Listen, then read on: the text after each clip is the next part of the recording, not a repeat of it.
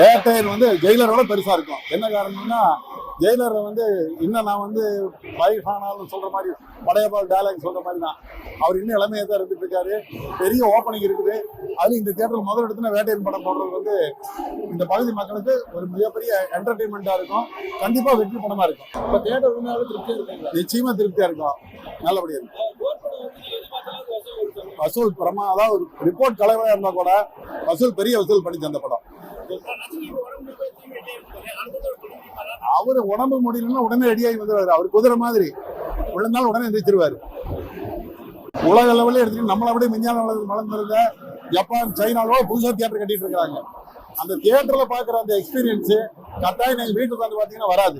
இன்னைக்கு இந்த தியேட்டர்ல வந்து படம் பார்த்தீங்கன்னு சொல்லிட்டீங்கன்னா மிக பிரம்மாண்டமா இருக்கு. இந்த குவாலிட்டி நீங்க வீட்டுல பாத்தீங்கன்னா 10 ரூபாய் கூட கிடைக்காது.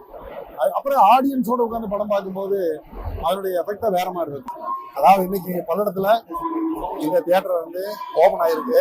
5 ஸ்கிரீனு மிக பிரம்மாண்டமா சென்னை மாநகரத்தில் இருக்கக்கூடிய அளவுக்கு எல்லா விதமான வசதியோட ஆரம்பிச்சிருக்காங்க.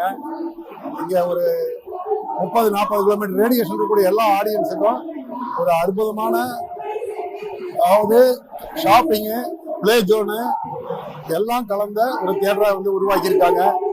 செல்வம் வந்து இந்த தியேட்டரை வந்து ஒவ்வொரு ஃப்ரேமையும் ரசிச்சு கட்டியிருக்காரு. அவ்வளோ அற்புதமா இருக்குது.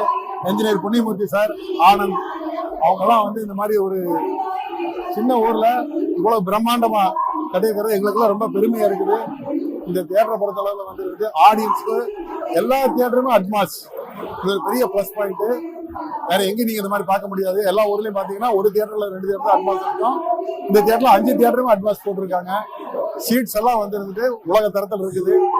ரொம்ப நல்லா இருக்கு. இந்த தியேட்டரை பொறுத்தளவுல ஒரு மிகப்பெரிய வெற்றியோட என்னுடைய மனமார்ந்த வாழ்த்துக்களும் ஆசீர்வாதங்களும்.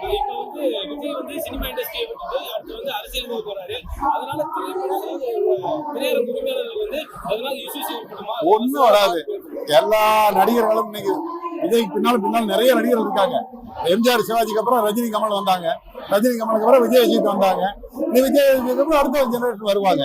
காலங்காலமா சினிமா பொறுத்தளவுல யாரு வந்தாலும் யாரு போனாலும் ஒன்றும் பாதிப்பு இருக்காது. மக்களுக்கு இன்னைக்கு வந்து எப்படின்னா பிரம்மாண்டத்தை விரும்புறாங்க மக்கள்.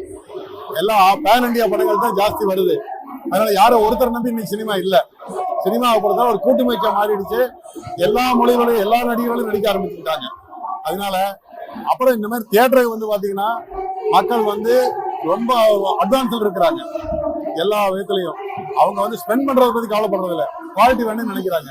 இந்த மாதிரி ஒரு அற்புதமான குவாலிட்டியோடு இருக்கும்போது அவங்கள பொறுத்தவரை வந்து நிச்சயமா எந்த நடிகர்கள் நடித்தாலும் படம் நல்லா இருக்குன்னு மக்கள் வர்றது ரெடியா இருக்காங்க. உங்களுக்கு தெரியும், சமீபத்துல வாழைன்னு ஒரு படம் வந்தது. சின்ன படம் தான், பிரமாமா போச்சு.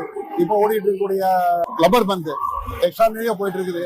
அது மாதிரி இன்னைக்கு ஆர்டிஸ்ட் முக்கியம் இல்ல, கதை தான் முக்கியம் மக்களுக்கு.